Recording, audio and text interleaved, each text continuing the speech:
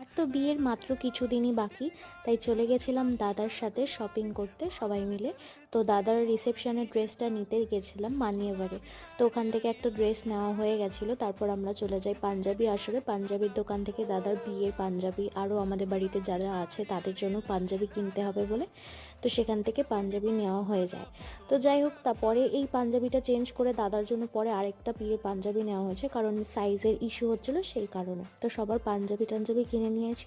পরে মা আর দাদা আরেকদিন গিয়ে নিত বরের জন্য পাঞ্জাবি ধুতি কিনে নিয়েছে।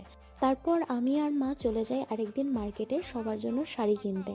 তো মার শাড়িটা আর হবু বউয়ের শাড়ি দুজনের শাড়িটাই নেওয়া হয়েছে আদি ঢাকেশ্বরীতে, কিন্তু আমি ওখানে ক্যামেরা করতে পারিনি, তাই আমি তোমাদের এখানে সেটা শেয়ারও করতে পারছি না। আর এখানে আমার জন্য আমি একটা বেনারসি নিয়েছিলাম, এটা অন্য মার্কেট থেকে।